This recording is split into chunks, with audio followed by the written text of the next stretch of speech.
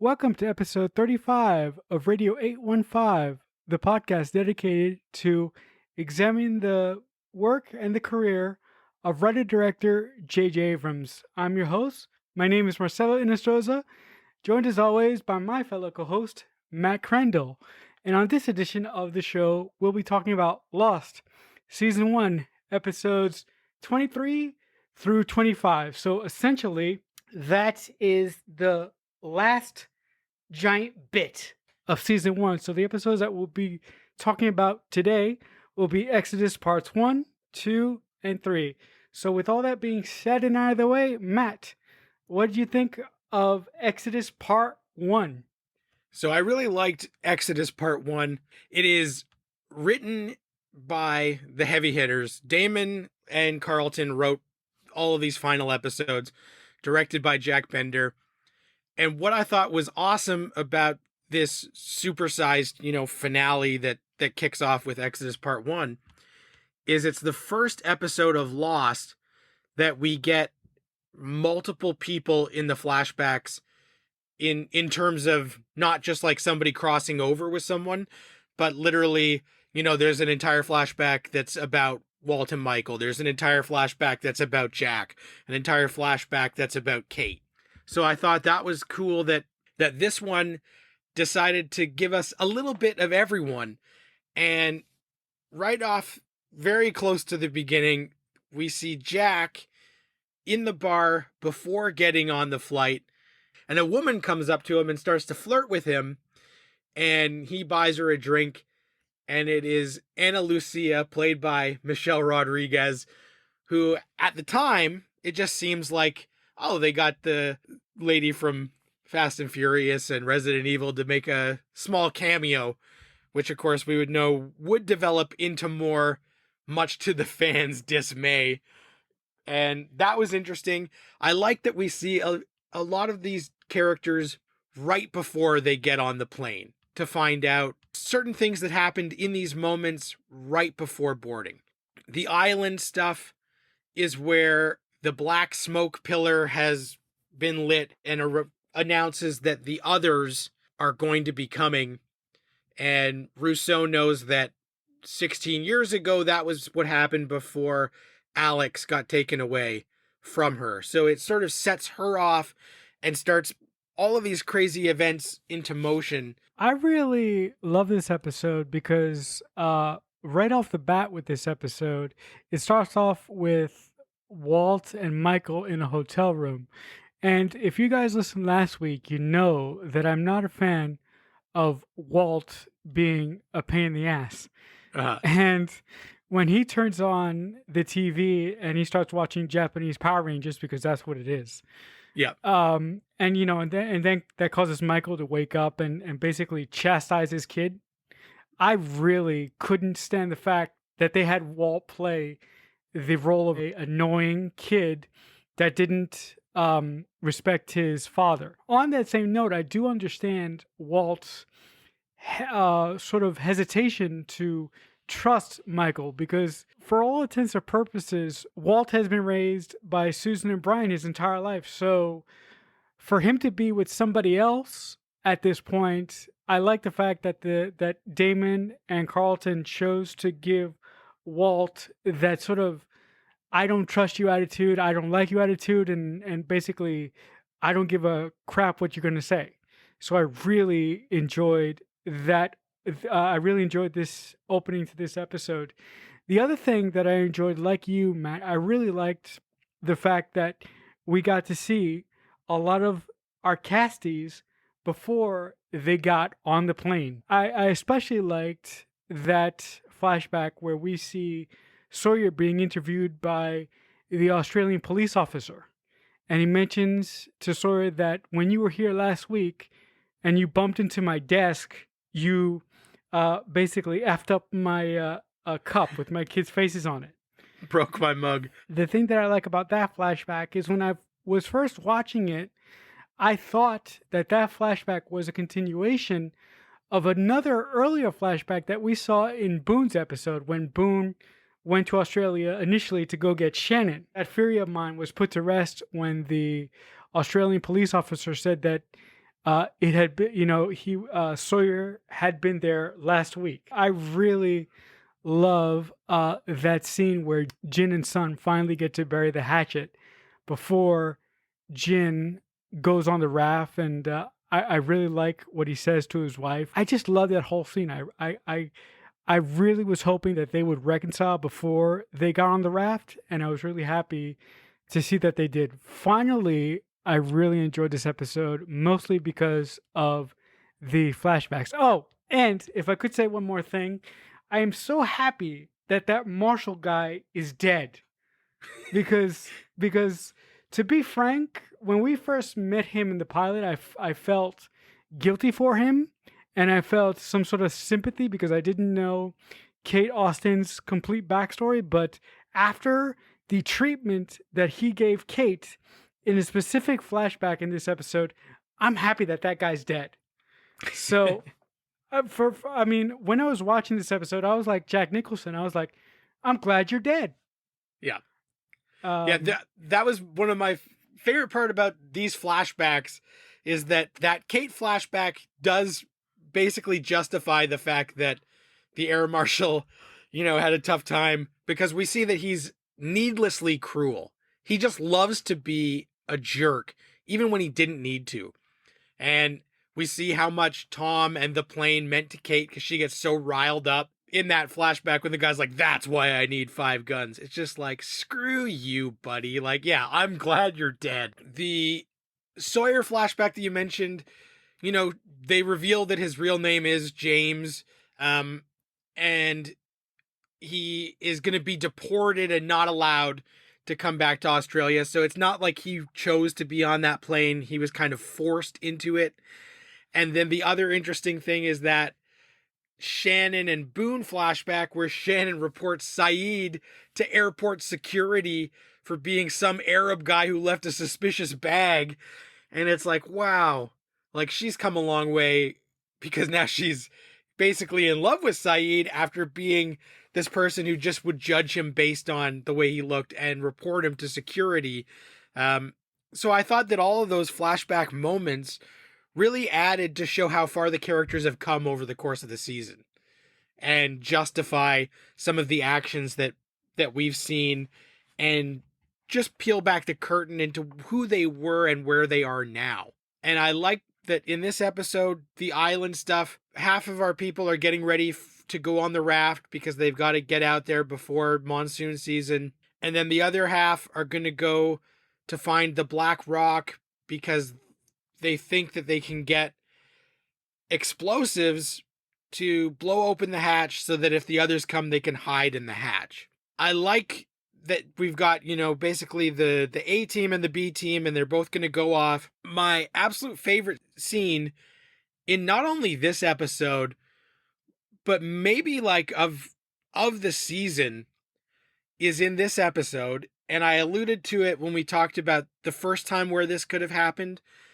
And it's as Sawyer is getting ready, knowing that he's going to go on the raft, and Jack basically says, hey, dude, good luck. Catch you later. And Jack starts to walk away, and we can see that Sawyer is wrestling with the information that we know he has. And he says, Doc, hold up.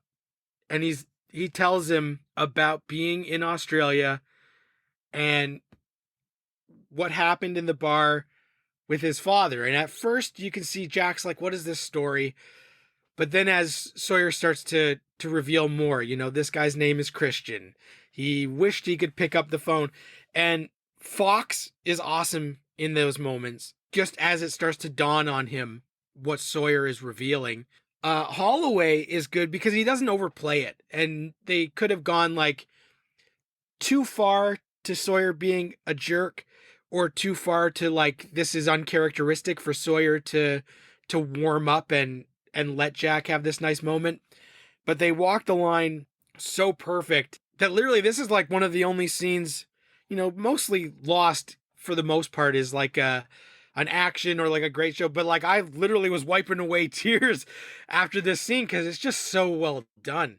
And because they laid the groundwork for it a few weeks ago in the episodes and don't pay that off right away, We've known that this information is going to come out, but then when it does, just a brilliant scene. I can't believe you, Matt. You stole my point.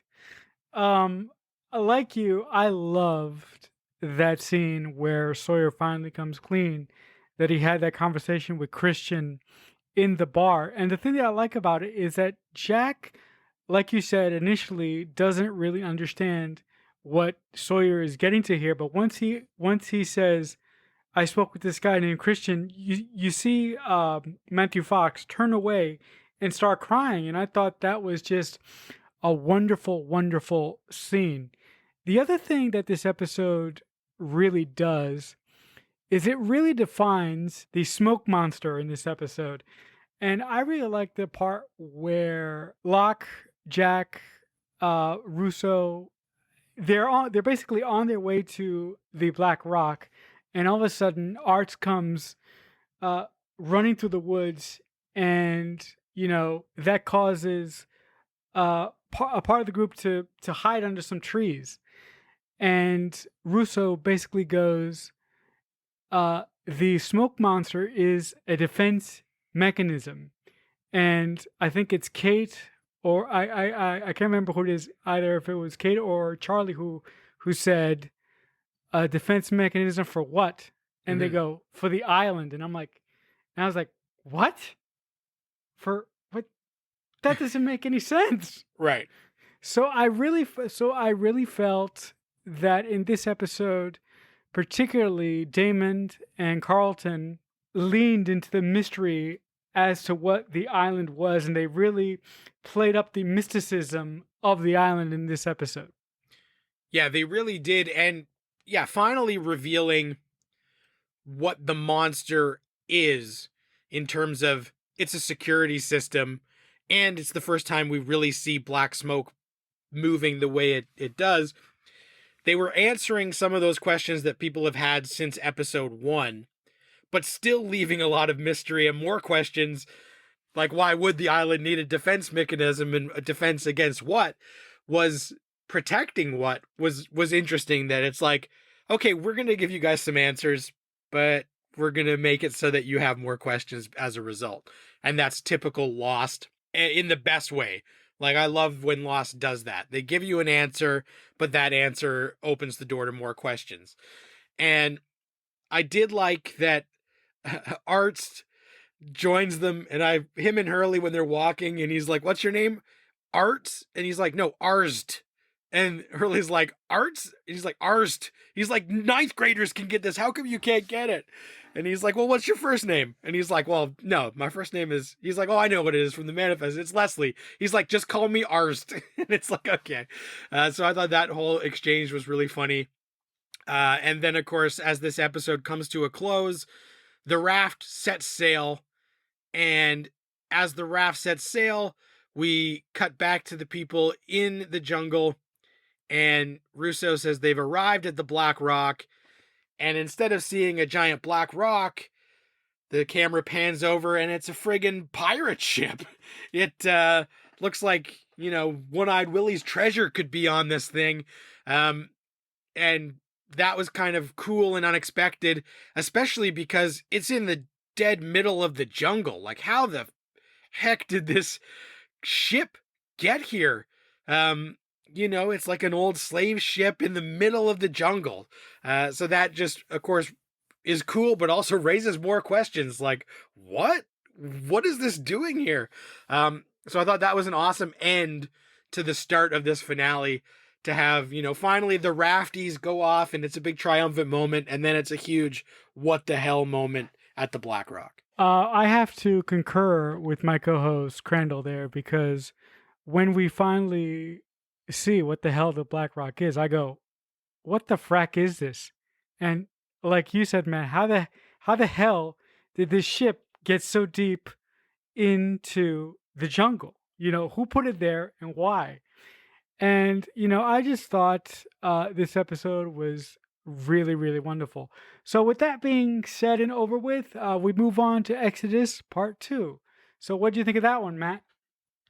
So again, like, the momentum from Exodus Part 1 really carries over. I really liked that basically, last episode we saw a Sun and Jin scene in a flashback from Sun's point of view.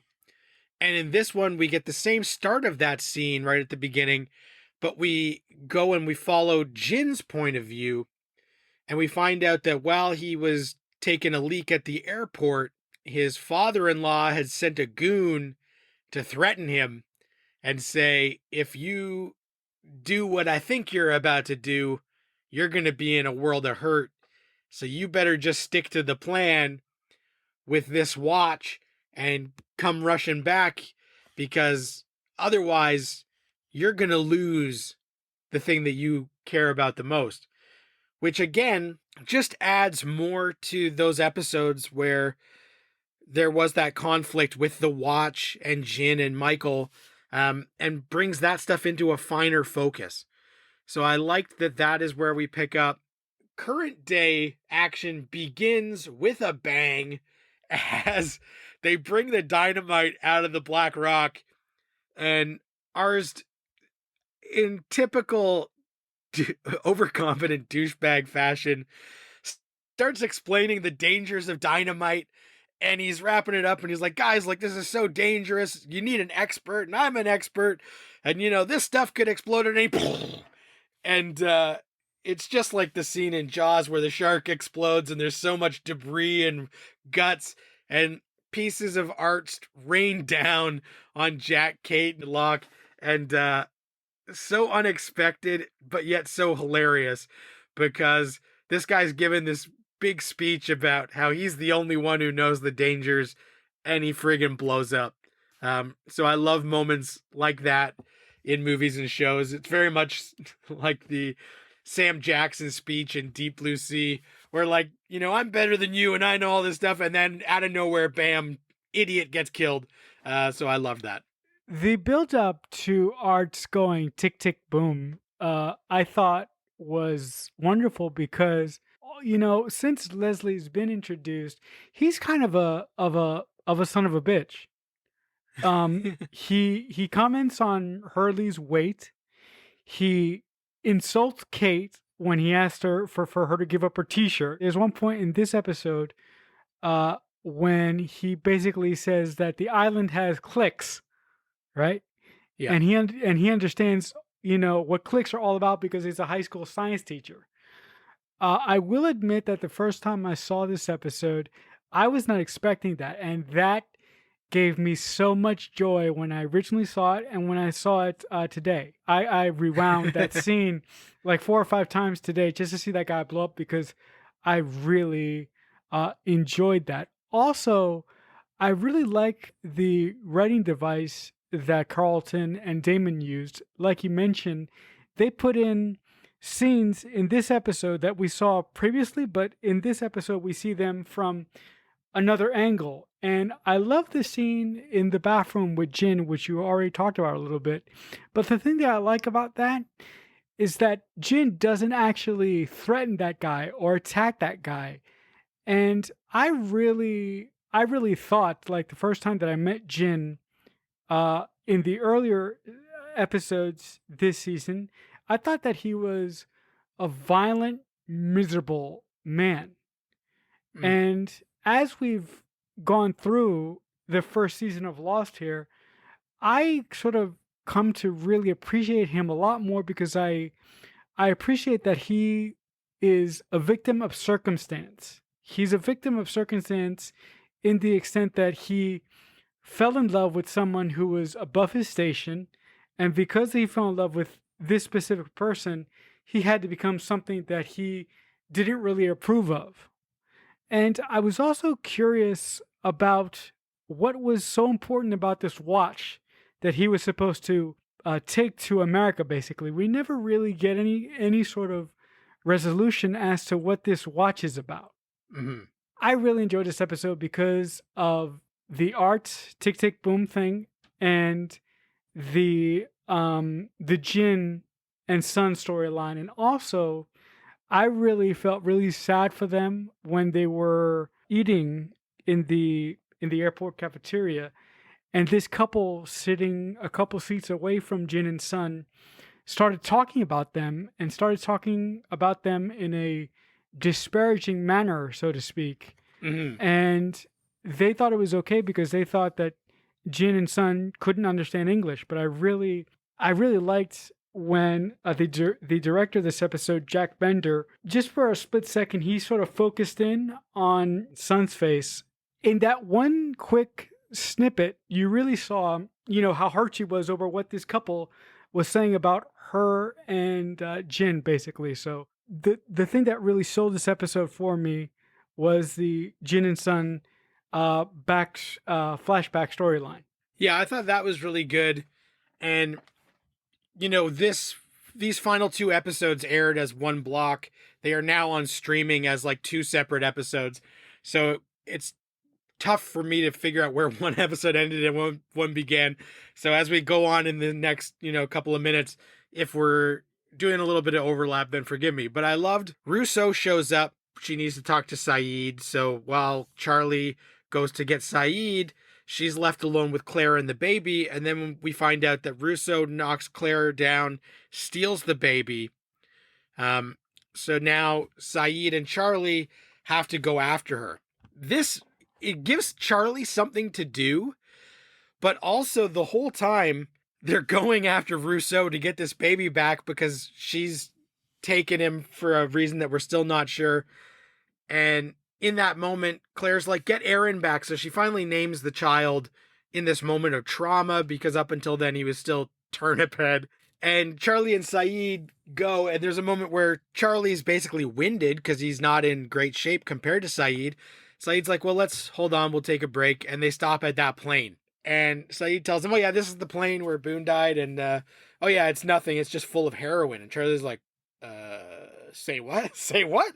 And he looks down and there's one of those shattered Virgin Mary statues full of heroin. And it was just like, oh, no, this is the last thing we need is for Charlie to be tempted by this again. Like he's done so well to overcome his demons and they've planted those seeds of doubt in those moments. So it was like, shoot, please don't. But also in that whole sequence, I know that they wanted to give Charlie something to do and to get him into the forest to see that heroin. Like if I was Sayid, I'd just be like, dude, you're slowing me down and time is of the essence because at every turn, like Charlie is just not as good as Sayid in terms of tracking. Gonna be a showdown to get the baby back. Charlie's not gonna be as good as Sayid. So it was like, okay, like if I was Sayid, I would just be like, let's get a move on here, man. If you can't catch up, I'll just meet you. The thing that I liked about that sequence when Sayid and Charlie were running in the forest after Russo, I really think that Charlie chose to go with Sayid as a point of pride because Charlie promises, I'm going to get your child back. Even though he's not physically fit, even though that he shouldn't be there, I felt that after he made that promise to Claire, he had to be there. And when he actually falls for one of Russo's traps and gets cut on the forehead pretty severely. Mm-hmm. I thought that scene where Sayid basically closes his wound shut with gunpowder was pretty badass. I really, really enjoyed that particular sequence. Yeah, that was great because it again showed Sayid's resourcefulness. The raft has launched. The team is on the raft, and we see them kind of bored on the raft. We see what happens when there is a moment where the rudder breaks off and Sawyer dives into the water to fix the raft to get this piece before it sinks. And in that moment, Michael discovers that Sawyer has a gun in his clothes and he kind of gives him a look like, dude, what the hell is this about? But he doesn't, mention it in front of Walt and Jin because he doesn't want to sort of stir anything up. But it's a reminder that they may need this and there may be some sort of danger. They've mentioned that they only have a single flare. So every hour when they turn on their sonar and try and send a signal, they've got to be mindful of using that flare at the right time. And also when we are, dealing with Russo, we find out that Russo said that the others were going to go after the boy, which in that moment where finally Saeed and Charlie catch up to her and get Aaron back, she says, I thought that they would be here. I thought I could trade Aaron for my kid because the others were saying they were going to go after the boy, but they're not here. And obviously they don't care about this baby because I thought I could use it as leverage. I love that that happens a few minutes before the realization of what that actually means dawns on us because it was such a nice swerve. The thing that I love about that is that, like you said, when she says, "I thought they were going to be here," they wanted the boy or the child. The first time I watched this episode, I really didn't catch that. I had to wait until the very end of this episode to understand that they were after Walt for some reason. And I thought that that was a brilliant choice by Damon and Carlton. That was a nice little curveball that they threw in there for us to sort of munch on in this second part of sort of the season finale of Lost season 1.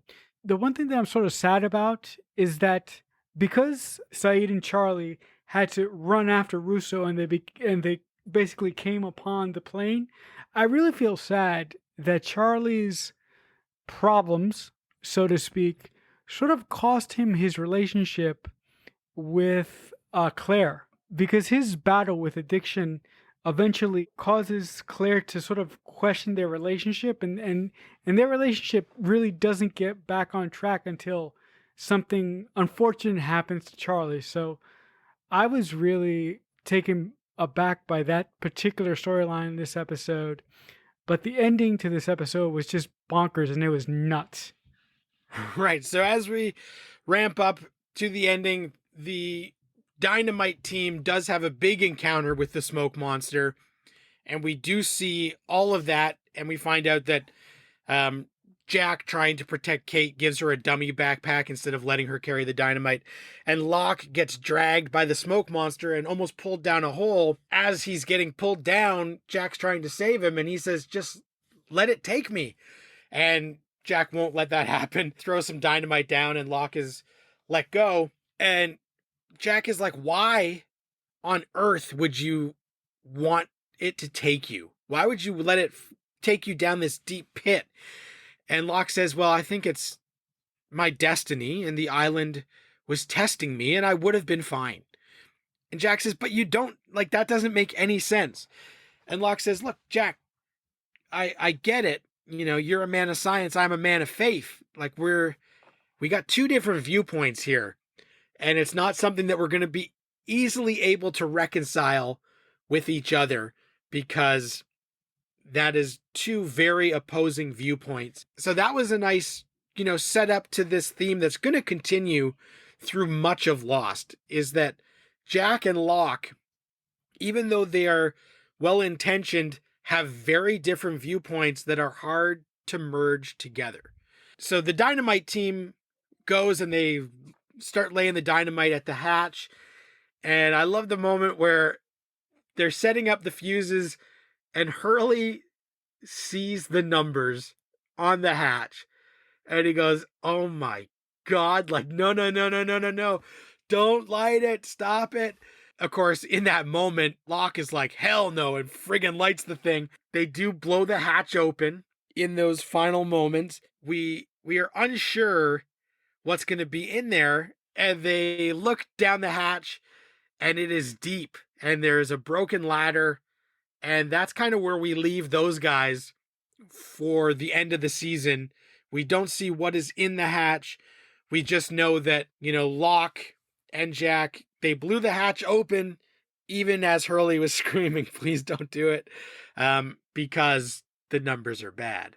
Do you think that the numbers are actually bad, or do you think that Hurley is feeling some sort of Catholic guilt and that is causing weird shit to happen to him? That's one of those things that's been up for debate kind of throughout since we found out about the numbers at all. It's that thing where Hurley thinks that they are cursed and wishes that they were cursed because it helps explain all the bad stuff. And everybody else keeps saying, like, it's just numbers, dude. Like it's just numbers. Just a couple more things that I really liked about this season. I really liked the coda of this episode when we see basically all our main characters get on the plane, and the piece of music that Michael Giacchino uses gave me freaking goosebumps. It was so good. I almost started crying. How did you feel about that, Matt? Well, yeah, the music is great. Giacchino knows how to get a lot of emotion out of you by those music cues.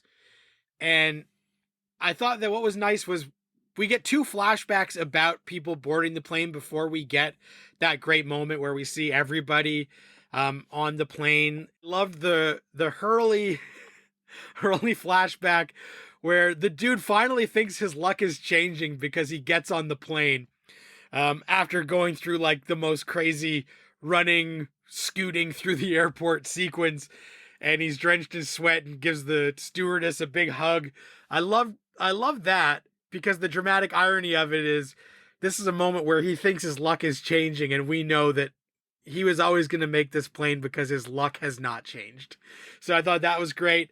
And we get that scene again of Locke struggling as they say, hey man, the thing that we usually use to get people onto the plane who are in a wheelchair is not here. So like, do you mind if we just carry you on? And it's kind of this moment where he's like, yeah, but kind of hurts his dignity and makes him feel like people are saying like there's so much that he can't do, which it reinforces everything that Locke has been going through this whole season.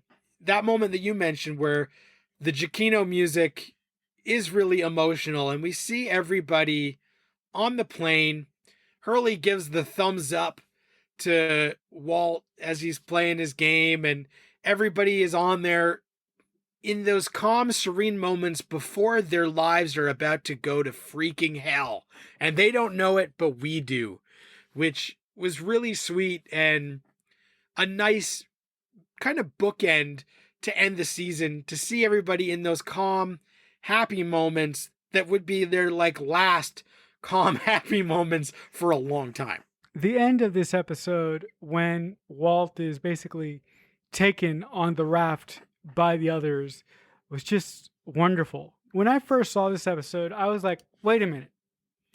They're going to get rescued this quick? If they get rescued, the show's over. I will just tell you what my grandmother said when she saw this small raft be picked up on the little radar that Saeed made for Sawyer, Walt, and Jin on the raft. She was like, bullshit, this show's not over. Something is going to happen here. Something is going to happen here. And I will admit, when I was watching the episode today, when Michael started screaming Walt in the middle of the ocean as his son was being stolen from him, the only thing I could think about was you, my friend Matt, because you love when Michael screams Walt at the top of his lungs. So yeah, I really, really loved basically this giant Exodus chunk that we got for the tail end of season 1 of Lost. Anything else? Well, that is a great swerve when they think that they're being rescued, and that moment of joy instantly turns into a moment of terror because, yeah, these guys show up that we've never seen before. And I love when at first MC Gainey, who's so awesome and ended up being like a guy who shows up throughout Lost for a bit, is like, hey guys, it's great to see you. Yeah, we're going to need to take the boy. And it's like, oh shoot. As stuff goes sideways and you're like, what is happening? They're kidnapping Walt, because you know that they can't get off the island, but in that moment you wonder like maybe something is going to go wrong, but I didn't know that that's what it was going to be. So as it dawns on you that this is the boy the others were talking about, these must be the others. And then they friggin' blow up the raft, leaving, our guys just in the middle of the ocean. And Michael screaming Walt as the episode ends was just like a wow. So much stuff happened at the end of this where, we finally have blown open the hatch, and also the hopes and dreams of being rescued because of the raft are completely shattered. And we know that the others are around, they are real, and for some reason they want Walt. So I thought that in terms of leaving the audience with enough questions to really make them start counting down the minutes till season 2 was great. And it pays off so many of those questions and storylines that started at the beginning of the season. So as a standalone season of television, Lost season 1 is one of the best because so many great character moments, emotion, humor, mystery, payoff, more mystery. It stood out as being something new that we hadn't necessarily seen on TV before. The structure of present time and flashbacks that reveal stuff that's relevant to the characters in present time and the parallels between those two kind of changed narrative storytelling, serialized storytelling on TV in a big way where, if you missed an episode of Lost, you were screwed because so much happened every episode. Now, in 2021, that's the norm. With binging and streaming, so much serialization and crossover happens. But this was one of the ones that really shattered kind of the network TV mold in an amazing, great way. And this season is one of my favorite of the series. Definitely a great season. Yeah, no, if I had to give this season a rating, I would give it an A minus. Partly because of, like Matt already said, it was great storytelling. But the other part that I have is that this show really, like I said at the start of us reviewing Lost, this show was really that show that allowed me to get closer to the people that raised me. So many of my memories watching season 1 connect to personal memories that I have with my family that I will never forget. So with that being said, I think that'll do it for this episode of Radio 815. Matt, if the good folks want to find you online and chat with you about anything, what would be the best place to find you at? The best place is on Twitter at Matt Crandall. And if you guys want to catch me, you can also find me on Twitter. I'm at CreekFanatic88. But for my co-host, Matt Crandall, I am Marcel Nostroza, saying for this week only, if you guys ever find yourself walking with wet dynamite, I simply suggest that you be careful, because if you're not careful, you just might go tick, tick, boom. All right, guys. See you next week.